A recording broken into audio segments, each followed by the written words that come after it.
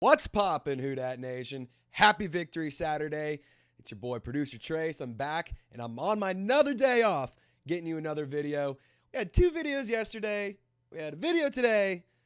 I don't know why you shouldn't subscribe. I mean, come on, guys. What more could you want? Make sure you subscribe. Make sure you turn on notifications. Make sure you drop a like. But let's get into today's video. Saints versus Chargers, winners versus losers, or winners and losers from last night's preseason game. Before we get into that, though, I want to give a Trevor Penning injury update, as last night when I was filming, we didn't have much of an update other than that he was hurt. He was carted off the field, and it looked to be a foot or leg injury. However, literally as soon as I posted the video, we got some updates coming in from Nick Underhill, and then this morning we saw Ian Rappaport report that that first-round offensive tackle Trevor Penning has suffered what is believed to be a bad case of turf toe. Sources say he'll have an MRI to ascertain the damage, but this takes Penning off the field for some time. I'm also going to get into what some other analysts have been saying, kind of give my reactions as well. Mike Triplett, he said that Dennis Allen said that he believes left tackle James Hurst will be back sooner than later.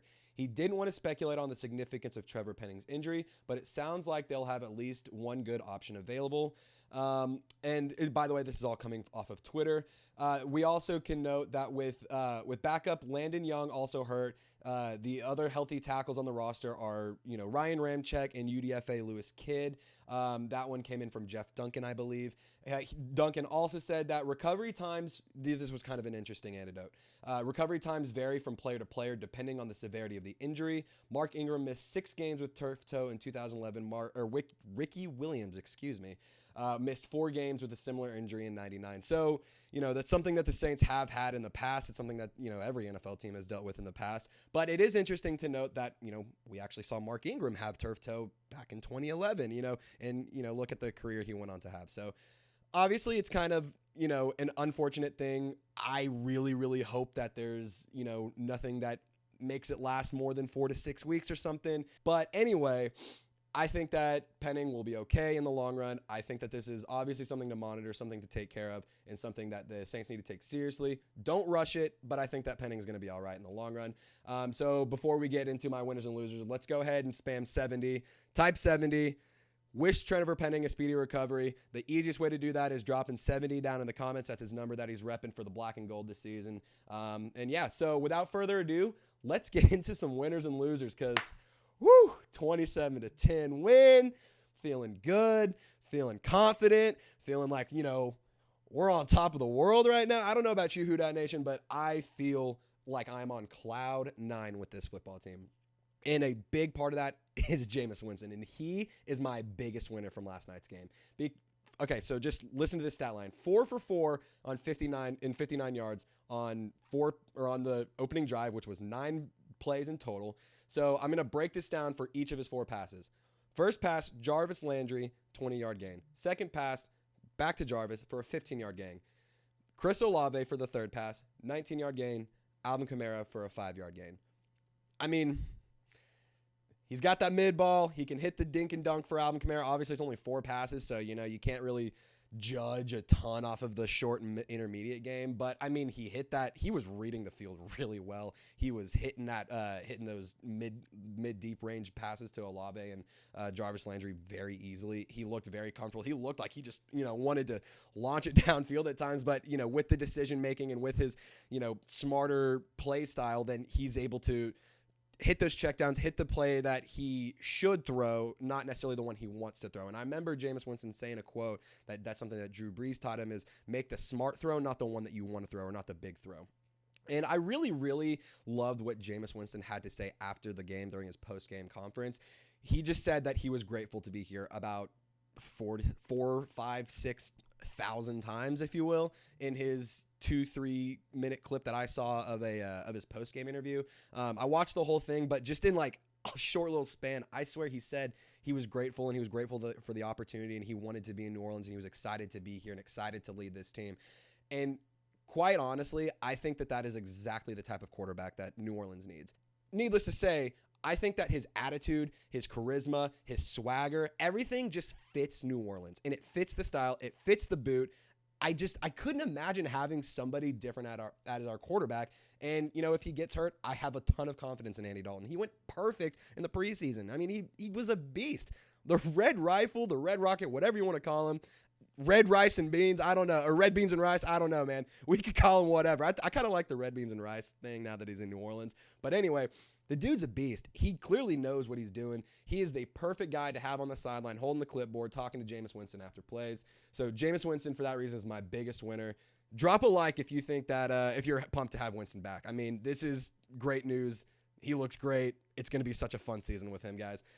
Second winner, Marcus May. The dude looked good. He is that guy. He had 2 tackles, 1 tackle for a loss. Big stops inside the 5-yard line in the red zone and whenever he was on the field. And Marcus May, he fills a need at safety. It avoids having Dan Sorensen get a lot of touches and a lot of reps.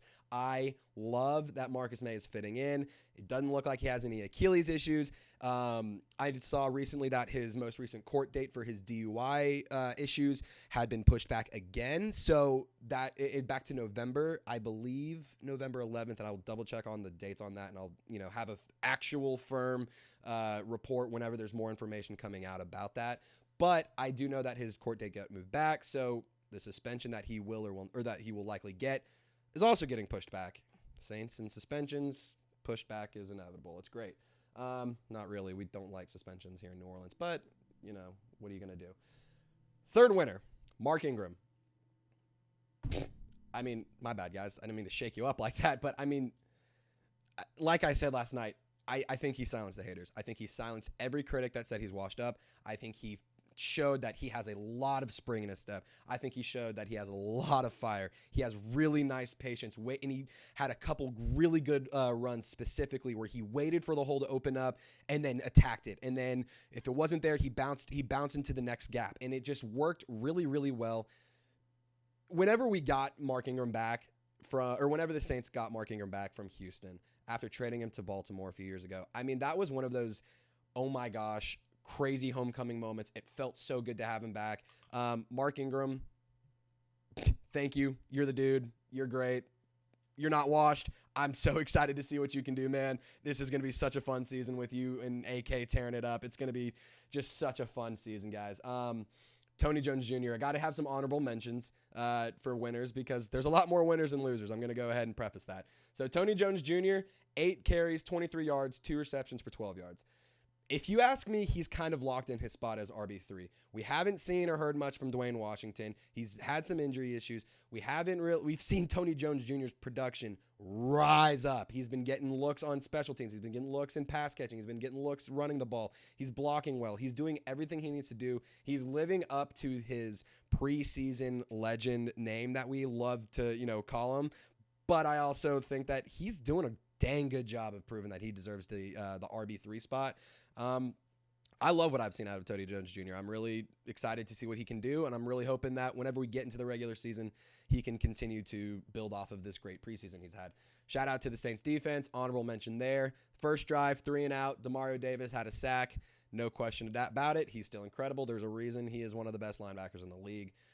Taco Charlton really looked good. He completely ran over one of the Chargers' offensive linemen just with a straight bull rush. He just right through him, and it was just really fun to watch that. You got to love seeing the Saints defense do what they do best and dominate at the front four. I think that the defense could clean up some of the penalties. I think that there's obviously some work to be done. That being said, it's preseason. There's not really much to say. That's part of it. Get the kinks and get the stuff out. Get, all of the things, kind of see how much you can get away with and stuff this season.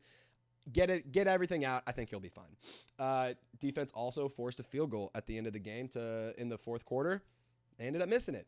Great stuff there. It was a 51-yarder. Loved seeing that. And then just a big thing, they limited the Chargers offense to 251 yards of total offense. For rushing, they had 19 plays for 64 yards. Receiving, 19 plays for 187 yards. It's pretty dang good. 250 yards of total offense is not bad. Again, it's preseason. Justin Herbert wasn't out there. We didn't get to see a ton of the starters and see their explosive offense that, we all respect and love about the Chargers. But let's be real.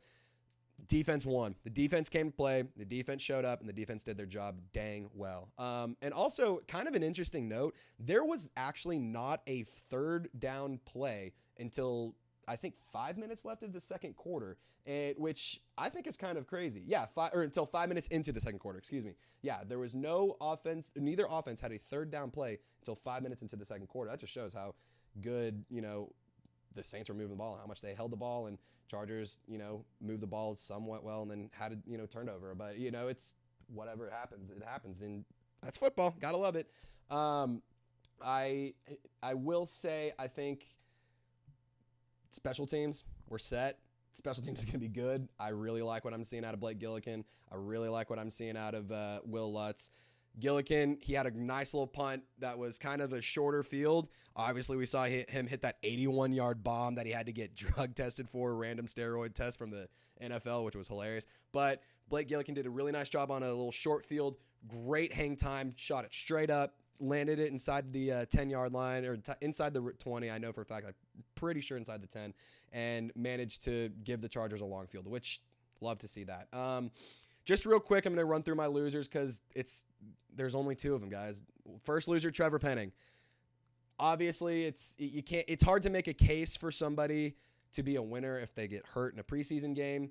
He's a loser for all the reasons that we said earlier. We don't know how long he's going to be out. We're hoping it's not anything super major. We're assuming that it's going to be anywhere from 4 to 6 weeks, just based off of past, injuries and stuff, or past injuries that were toe injuries. Excuse me. Juwan Johnson is going to be my other loser tonight, or for the game today, or yesterday's game. Excuse me. He's the one who got Trevor Penning hurt. There's nothing else to it. He ran into Trevor Penning and as he was cutting across the back line or behind the offensive line, stepped on his foot.